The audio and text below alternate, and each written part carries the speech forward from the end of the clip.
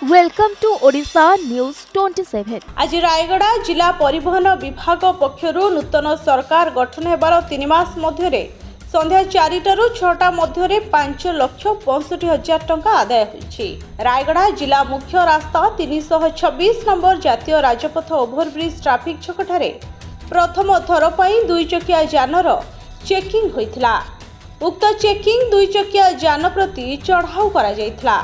चढ़ाऊ बेले मुख्यतः helmet, licence, heavy load और बयसहीन चालक उपरे गुरुत्व दिया जाइए। उक्त चढ़ाऊ जिला परिवहन अधिकारी तथा आरटीओ श्रीजुक्त शिवशंकर चौधरी, ट्राफिक इंस्पेक्टर श्री झसकीर्तन सागरिया समेत कर्मचारी रायगड़ा टाउन थाना पुलिस उपस्थित रही।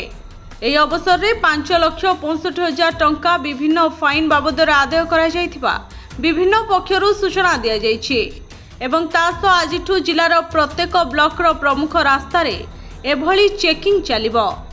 ଏଣୁ ଜିଲ୍ଲାର ସମସ୍ତ ଗାଡ଼ି ଚାଳକ ଭାଇ ଓ ଭଉଣୀମାନଙ୍କୁ ଜିଲ୍ଲା ପରିବହନ ବିଭାଗ ପକ୍ଷରୁ ଅବଗତ କରାଯାଇଛି।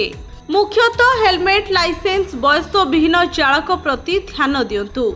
ନିଜେ ଓ ନିଜ ପରିବାର ସହିତ ନିରାପଦ ରୁହନ୍ତୁ ବୋଲି ମତ ପ୍ରକାଶ କରିଛନ୍ତି। ଏହି ଅବସରରେ ବୁଦ୍ଧିଜୀବୀ ଓ ପରିବହନ ବିଭାଗ ଅଧିକାରୀ କ'ଣ ପ୍ରତିକ୍ରିୟା ରଖୁଛନ୍ତି ଆସନ୍ତୁ ଶୁଣିବା। ଏଇଟା ଆମର ରୁଟିନ କାର୍ଯ୍ୟ ଚେକିଂ ହବାଟା। ଆମେ ବହୁତ ସମୟରେ ଟାଉନ ଭିତରେ ଟାଉନ ବାହାରେ ମଧ୍ୟ ଚେକିଂ କରୁ। ସେଇଭଳି ଆଜି ବି ଟାଉନ ଭିତରେ ହେଲମେଟ, ଲାଇସେନ୍ସ ଇତ୍ୟାଦି ପାଇଁ ଚେକିଂ କରାହଉଛି। ହେଲମେଟ ନଥିଲେ ଫାଇନ୍ ହଉଛି, ଲାଇସେନ୍ସ ନଥିଲେ ଫାଇନ୍ ହଉଛି।